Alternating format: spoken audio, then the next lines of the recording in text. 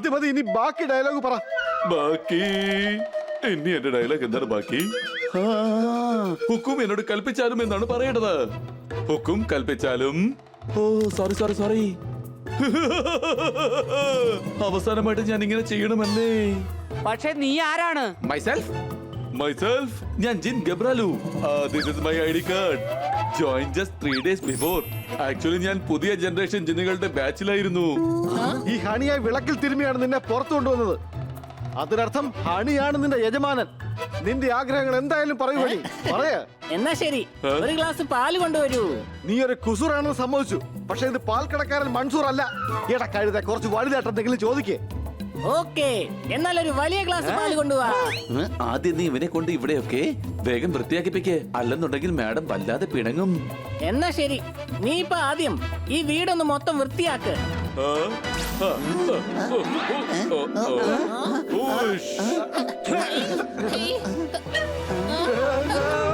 പൊടിയില്ലാതാക്കാനാ പറഞ്ഞത്, വീടില്ലാതാക്കാനല്ല. വീട് തിരിച്ചു കൊണ്ടുപോവാ, വീട് തിരിച്ചു കൊണ്ടുപോവാ.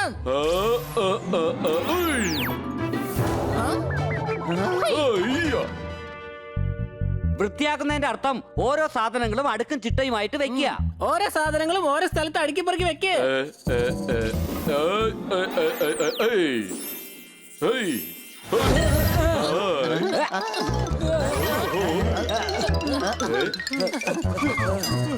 ഹലോ.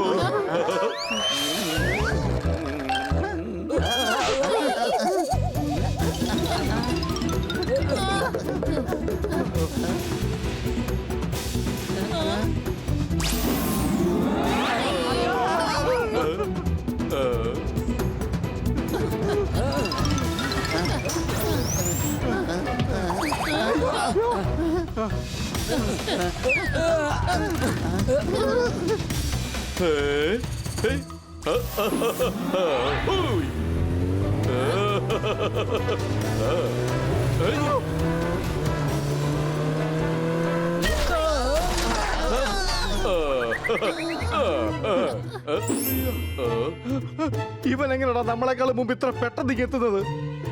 ഞങ്ങൾ ജിന്നുകൾ എപ്പോഴും ഞങ്ങളുടെ ഒരു മിനിറ്റ്.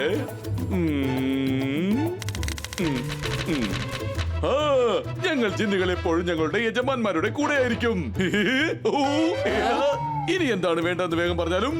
കളിമണ്ണ്. ആദ്യം നീ മുഴുവൻ കേക്ക്. ഞാൻ പറയാൻ വന്നത് നിന്റെ തലയിൽ വെറും കളിമണ്ണ് മാത്രമേ ഉള്ളൂ എന്ന്. ഈ കളിമണ്ണെല്ലാം എടുത്ത് കളയണ. അതെ, പോപ്പട്ട് എന്താണോ പറഞ്ഞത് അതുപോലെ ചെയ്യ്.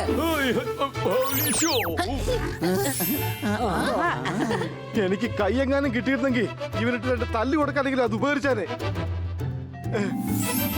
അയ്യോ അയ്യോ അയ്യോ, നോക്ക്, എന്റെ തല കറങ്ങുന്നേ. നോക്കി, എനിക്ക് വല്ലാതെ ഇഷ്ടപ്പെട്ടു. ഇതിന്റെ പൈസ നീ കൊടുത്തേക്ക്. കാരണം ഈ കാറ് ചേട്ടന്റെ സ്റ്റാൻഡേർഡിന് പറ്റിയതല്ല. ഞങ്ങള് ചേട്ടൻ ഒരു ഹെലികോപ്റ്റർ ഗിഫ്റ്റ് ആയിട്ട് തരാം.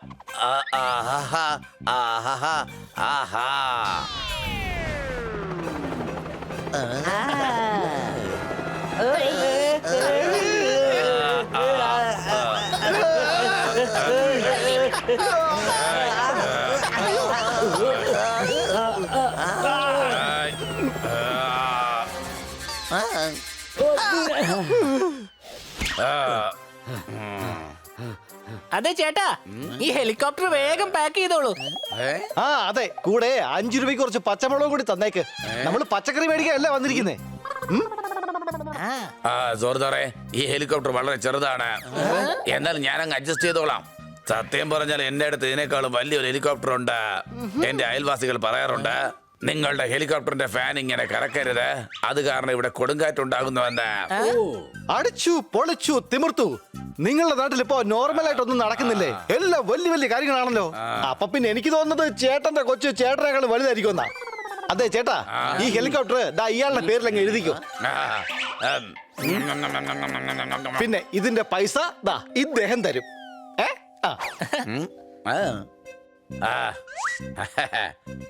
എന്നാ കാശ് തന്നേക്ക് സാറേ. അത് പിന്നെ കുട്ട, എന്റെ അടുത്ത് പൈസ വാങ്ങിക്കേണ്ട യോഗ്യത നിങ്ങൾക്ക് ആർക്കും തന്നെ ഇല്ല. ഒരെണ്ണം വെച്ച് തന്നെ ഉണ്ടല്ലോ, മര്യാദയ്ക്ക് പൈസ ഇങ്ങോട്ട് എടുത്തോ. ഇതിന്റെ പൈസ മുഴുവൻ നിങ്ങൾ തരുമെന്നാണ് ആ സാറ് പറഞ്ഞിട്ട് പോയത്. ആ ഇത്രയും പൈസക്ക് ഞാൻ എവിടേക്ക് പോകാനാ? ഓടിക്കോ.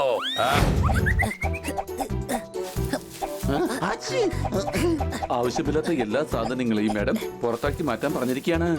ആവശ്യമില്ലാത്തതാണ് മാറ്റാൻ പറഞ്ഞെങ്കിൽ ആദ്യം നിന്നെ തന്നെ പുറത്താക്കണമായിരുന്നു. എടേ, ചുമ്മാ തമാശ പറഞ്ഞാടേ. ഇതെന്താണ്? പോപ്പട്ടെ, ദാ ഇത് നോക്കിയേ, ദാ ഇത് തുറക്കാൻ പറ്റുന്നില്ല.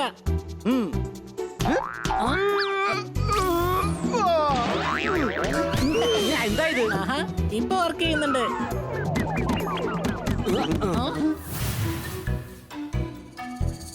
അടി അടി, ആനയെ കറക്കി ഒന്ന് അടിയടാ വേഗം. ഊക്കിയടി.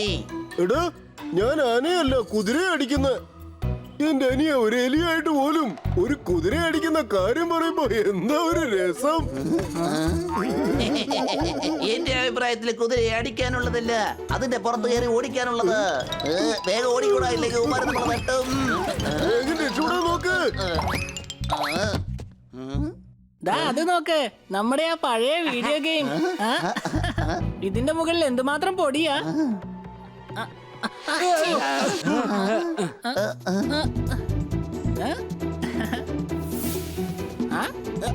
ഇത് നോക്ക്, നമ്മുടെ ഗോലി.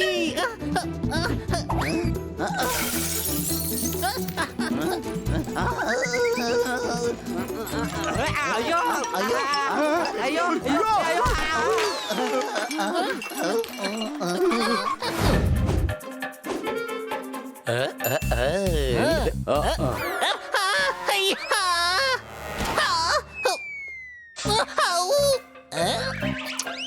കൊള്ളാം സോർദാരെ, ന്യൂഡിൽസിന് നല്ല ടേസ്റ്റ് ഉണ്ട് കേട്ടോ.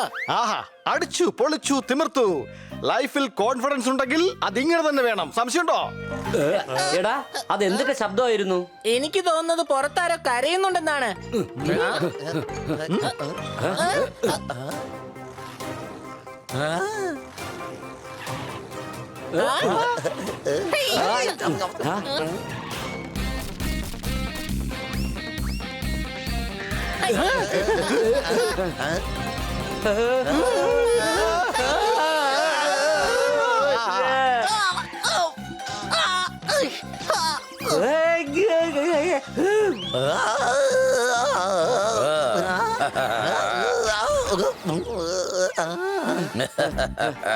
ഡേയ്, ഒരു പ്രാവശ്യം കൂടി നീ റോഡിൽ ഇതുപോലെ വണ്ടി ഓടിച്ചു നോക്ക്. അവിടെ ഇതിലും വലിയ രസമായിരിക്കും.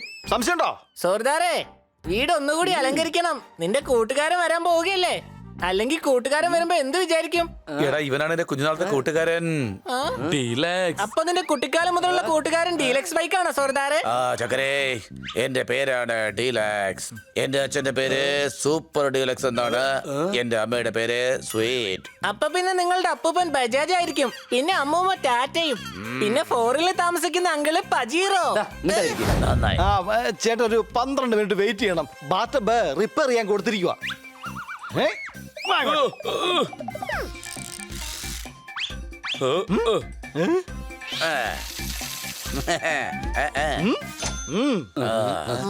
എന്നപ്പോൾ ഫ്രഷ് ആയിട്ട് വന്നേക്കാം. അല്ല, നീ എങ്ങോട്ടായി വരുന്നത്? ചേട്ടനല്ലേ ഇപ്പൊ പറഞ്ഞത് ഒന്ന് ഫ്രഷ് ആയിട്ട് വരാമെന്ന്. അപ്പൊ ഞാൻ വിചാരിച്ചു ചേട്ടനൊരു കമ്പനി തരാമെന്ന്. ചക്കരേ, ഞാൻ പറഞ്ഞത് എന്റെ കാര്യം മാത്രമാണ്.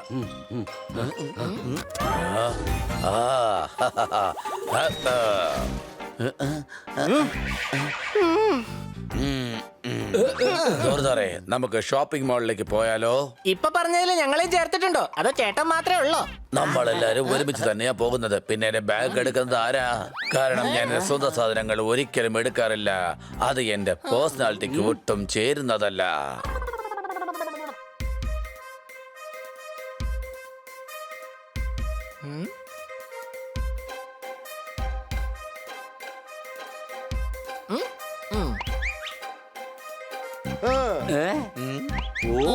കൂട്ടാ, എനിക്ക് ജീൻസ് ഒരുപാട് അങ്ങ് ഇഷ്ടമായി.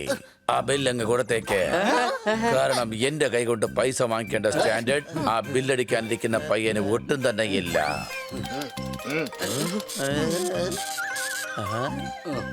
നമുക്കിനി ഒരു ചെറിയ ഷോപ്പിംഗ് കൂടെ നടത്താം. ഇയാള് ഷോപ്പിംഗ് എന്ന് പറഞ്ഞ് ഇങ്ങനെ വാങ്ങിക്കൂട്ടിയാലേ നമ്മുടെ കാര്യം കട്ട പുകയാവാൻ അധിക സമയം വേണ്ടി വരത്തില്ല.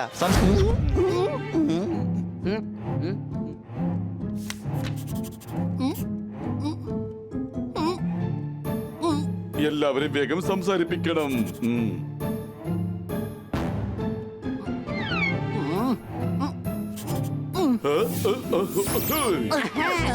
ഞാനല്ല ഇവനെ വിളക്കിന്ന് പുറത്തു കൊണ്ടുവന്നത്, ഞാൻ തന്നെയാ കഴുത.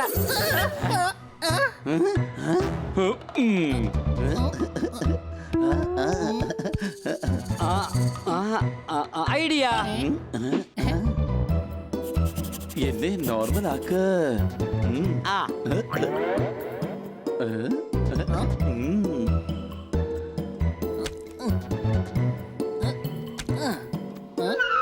ദേ നോക്കൂ, യജമാനൻ എഴുതി തന്നിട്ടുണ്ട്, അതിന്റെ കൂടെ സൈനും ചെയ്തിട്ടുണ്ട്. ഇവൻ പറയുന്നത് ഇവനെ പഴയതുപോലെ ആക്കാനാണ്.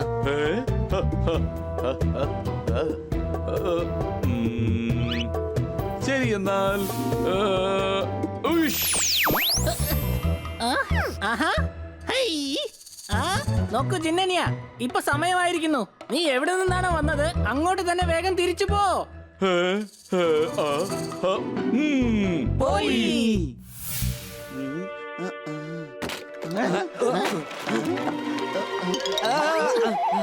അല്ല, നീ ഇവിടെ എന്തെടുക്ക? യജമാനൻ പറഞ്ഞത് എവിടെ നിന്നാണോ വന്നത് അങ്ങോട്ടേക്ക് പോകാനല്ലേ. ഞാൻ ദാ ഇവിടെ സ്റ്റോർ റൂമിന്റെ ഉള്ളിൽ നിന്നല്ലേ വന്നത്. നമസ്കാരം, ജോൾമോൾ എയർലൈൻസിലേക്ക് സ്വാഗതം. ഫ്ലൈറ്റ് എടുക്കുന്നതിന് മുമ്പ് ഒരു കപ്പ് കോഫി കിട്ടിയാൽ കൊള്ളാമെന്നുണ്ട്. സീറ്റിലിരിക്കുന്ന എല്ലാവരും സീറ്റ് ബെൽറ്റ് ഇട്ടാലും കൊള്ളാമെന്നുണ്ട്. അടികൈ, ഞങ്ങളുടെ വിമാനത്തിന്റെ സേഫ്റ്റി എത്രത്തോളം ഹൈ ആണെന്ന് വെച്ചാൽ ഹൈ ലെവലിൽ പോകുന്ന റോക്കറ്റ് പോലും ഇതിനു മുന്നിൽ പകച്ചു നിൽക്കും. കാരണം ഫ്ലൈറ്റിലെ തകരാറുകൾ മൂലം രണ്ടാമത്തെ ലാൻഡിംഗ് എമർജൻസി ലാൻഡിംഗ് ആക്കി മാറ്റും. അടികൈ. കന്നാ സർ, നിങ്ങൾ ഫ്ലൈറ്റ് ഓടിക്കുകയാണോ അതോ പാസഞ്ചേഴ്സിനെ പേടിപ്പെടുത്തുകയാണോ? അടുത്തതായി ഞങ്ങളുടെ ഫ്ലൈറ്റ് അറ്റൻഡർ ഹണി നിങ്ങളുടെ മുന്നിൽ സേഫ്റ്റി ഇൻസ്ട്രക്ഷൻസ് കാണിച്ചു തരും. ശ്രദ്ധിച്ചു കേട്ട് ഓർത്തു വെച്ചോളൂ. അതെന്തുകൊണ്ടാണെന്ന് വെച്ചാൽ ആപത്ത് വരുമ്പോൾ സേഫ്റ്റി ഇൻസ്ട്രക്ഷൻ നിങ്ങൾ തന്നെ ഇദ്ദേഹത്തിന് പറഞ്ഞു കൊടുക്കേണ്ടി വരും. യാത്രക്കാർ ദയവായി ശ്രദ്ധിക്കുക. വിമാനത്തിന്റെ രണ്ടു വശത്തും 2 എമർജൻസി ഡോറുകൾ ഉണ്ട്. അവിടെ ഇരിക്കുന്ന യാത്രക്കാരൻ ഇതിനു മുമ്പ് ഈ പ്ലെയിനിൽ എമർജൻസി ഡോറുകൾ തുറന്നിട്ടുണ്ട്. ഇത് എന്ത് ഫ്ലൈറ്റ് ആണോ ഇത്? ഒരു സീറ്റ് ബെൽറ്റ് പോലും ഇല്ല. വിമാനം പറന്നു തുടങ്ങുന്നത് മുതൽ പറന്നിറങ്ങുന്നത് വരെ എല്ലാ യാത്രക്കാരെയും ഒരു കയറ് കൊണ്ട് കെട്ടിവെക്കുന്നതായിരിക്കും. ഓടുന്ന വിമാനത്തിൽ നിന്നും കൈ പുറത്തേക്കിടരുത്. ടെൻഷൻ ആവണ്ട, ഈ ഫ്ലൈറ്റ് ഒന്ന് മുകളിലോട്ട് പറന്നോട്ടെ, പിന്നീട് എഞ്ചിൻ ഓഫ് ചെയ്യുന്നതാണ്. എന്തുകൊണ്ട് പറക്കില്ല? 2 രൂപയുടെ പട്ടം നമ്മൾ എഞ്ചിനില്ലാതെയല്ലേ പറപ്പിക്കുന്നത്. ഇതാണെങ്കിൽ കോടികളുടെ പ്ലെയിൻ അല്ലേ, പിന്നെ എങ്ങനെ ഇത് പറക്കാതിരിക്കും? ഇപ്പോൾ പ്ലെയിൻ അന്തരീക്ഷത്തിലേക്ക് പറത്താൻ പോവുകയാണ്. ആരെങ്കിലും ഒന്ന് പറഞ്ഞു തരുമോ ഇതിന്റെ ഫസ്റ്റ് ഗിയർ ഇടുന്നത് എങ്ങനെയാണെന്ന്? കന്നാ സാർ, നിങ്ങൾ എന്താണ് ഈ ചെയ്യുന്നത്? പാസഞ്ചേഴ്സ് പേടിച്ചു പോകും. നിങ്ങളൊന്ന് സഹായിച്ചാൽ മാത്രം മതി, ഞാൻ പറപ്പിക്കാൻ പഠിപ്പിച്ചു തരാം.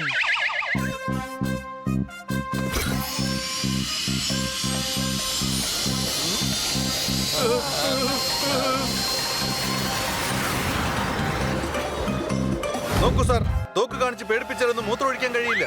രക്ഷപ്പെട്ടോളൂ, ദാ കൊള്ളക്കാരി വന്നിരിക്കുന്നു. അതെ അതെ, കൊള്ളക്കാര് ദേ വന്നിരിക്കുന്നു.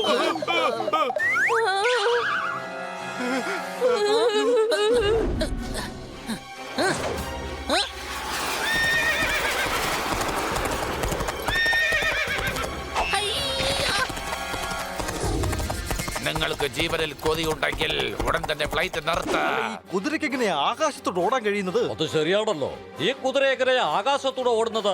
അതെ, കുതിരയ്ക്ക് എങ്ങനെ ആകാശത്തിലൂടെ ഓടാൻ കഴിയും? കന്ന സാർ, വേഗത്തിൽ ഓടിക്കേ. ദേ കൊള്ളക്കാർ നമ്മളെ പിന്തുടരുന്നുണ്ട്. എന്താ, കൊള്ളക്കാർ വന്നോ? അയ്യോ രക്ഷിക്കണേ, അമ്മേ അമ്മേ രക്ഷിക്കണേ.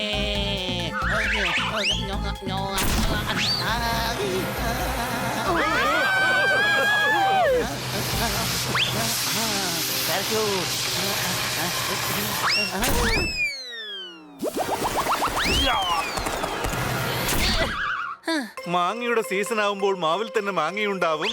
ദൈവമേ, ഈ കൊള്ളക്കാരുടെ കുതിരകൾക്കും ലൈസൻസ് ഉണ്ടാവും. ഇവന്മാർക്കൊരു പണി കൊടുക്കണം.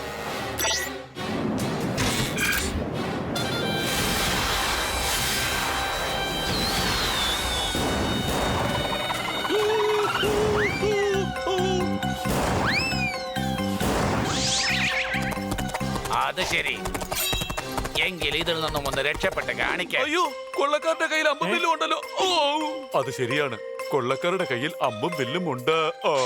അതെ അതെ, കൊള്ളക്കാരുടെ കയ്യിൽ അമ്പും വില്ലും ഉണ്ട്.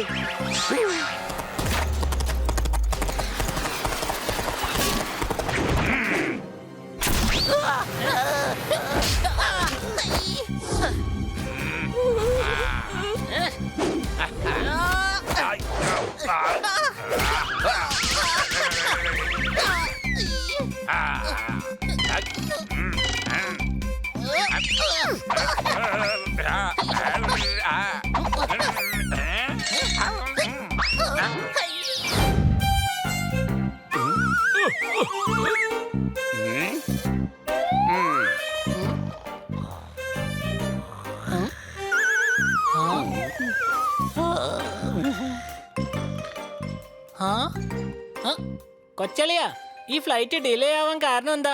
മുകളിലാണെങ്കിൽ ട്രാഫിക് ബ്ലോക്കും ഇല്ലല്ലോ. എടാ സിഗ്നൽ കിട്ടുന്നുണ്ടാവില്ല. അതിന് മുകളിൽ ട്രാഫിക്കേ ഇല്ലെങ്കിൽ പിന്നെ സിഗ്നൽ ലൈറ്റ് വെച്ചിട്ട് എന്താ കാര്യം? എടാ മരക്കഴുതേ, ബണ്ണി പറഞ്ഞത് ലാൻഡിങ്ങിന് വേണ്ടി സിഗ്നൽ കിട്ടുന്നുണ്ടാവില്ല എന്നാണ്. ദയവായി ശ്രദ്ധിക്കുക, വീരാർ ഫ്ലൈറ്റിന്റെ ലാസ്റ്റ് ലോക്കൽ 3 മണിക്കൂർ വൈകിയേ എത്തുകയുള്ളൂ. ഓഹോ, സോറി. ഇതിനു മുന്നേ ഞാൻ ലോക്കലിലെ അനൗൺസർ ആയിരുന്നില്ലേ, അതുകൊണ്ട് തെറ്റിപ്പോയതാ. ഞാൻ ഉദ്ദേശിച്ചെന്തെന്നാൽ ഇപ്പോൾ എടുക്കാനിരുന്ന ഫ്ലൈറ്റ് ഇനിയും 3 മണിക്കൂർ വൈകിയേ എടുക്കുകയുള്ളൂ. ഇനിയും 3 മണിക്കൂർ ലേറ്റോ? കൊച്ചളിയാ, എനിക്ക് തോന്നുന്നത് നമ്മൾ ഇനി ഒരു പുതിയ എയർലൈൻ തുടങ്ങേണ്ടി വരുമെന്നാ. ഹണി, ഞാൻ കുറച്ചൊന്ന് ഉറങ്ങിക്കോട്ടെ.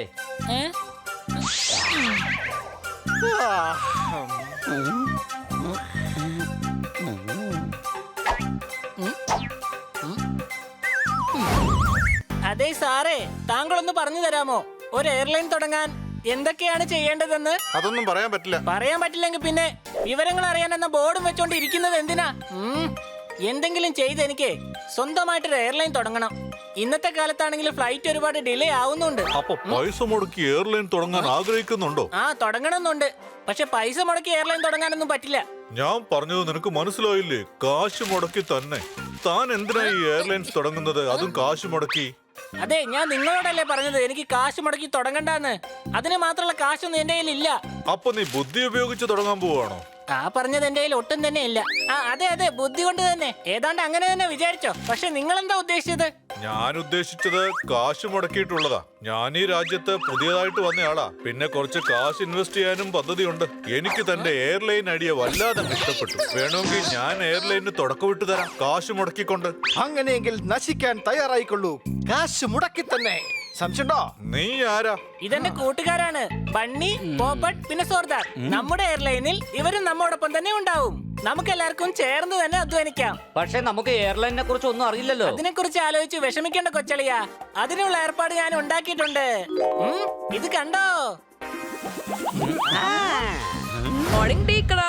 Good morning madam. മാഡത്തിന്റെ ലഗേജ് ഇവിടെ സ്കാൻ ചെയ്തോളൂ. എവിടെ മാഡത്തിന്റെ ബാഗ്? ഇവിടെ തന്നെ ഉണ്ട്. ദാ ഈ കാണുന്ന വലിയ സൂട്ട് കേസ്, പിന്നെ ദാ ഈ ട്രോളിയിലുള്ള ബാഗ്, ദാ ഈ കാണുന്ന 3 ഹാൻഡ് ബാഗും എന്റെ തന്നെയാണ്.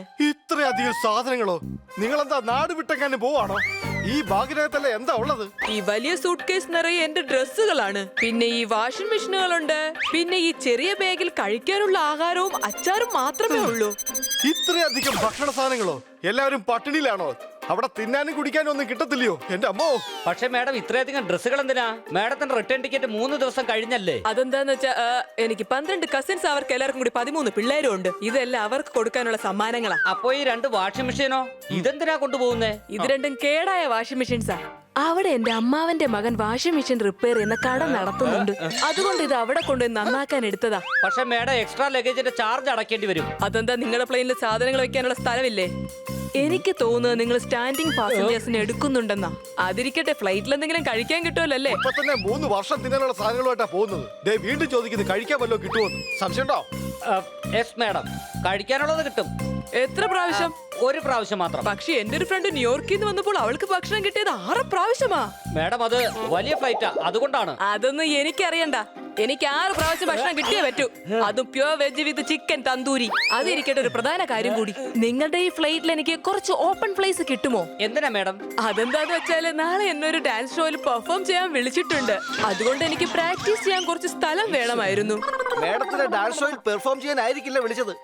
ആ ഷോ കഴിഞ്ഞതിന് ശേഷം സ്റ്റേജ് പൊളിക്കാനായിരിക്കും അവർ വിളിച്ചിരിക്കുന്നത്. ബുൾഡോസറിന്റെ ആവശ്യമില്ലല്ലോ. സംശയമുണ്ടോ? എന്നെ നീ കളിയാക്കുന്നു. നീ എന്നെ ബുൾഡോസറിന് പിടിച്ചു അല്ലേ? എനിക്ക് നിങ്ങളുടെ ഫ്ലൈറ്റിൽ വരാൻ താല്പര്യമില്ല. ഞാൻ ട്രെയിനിൽ പൊക്കോളാം.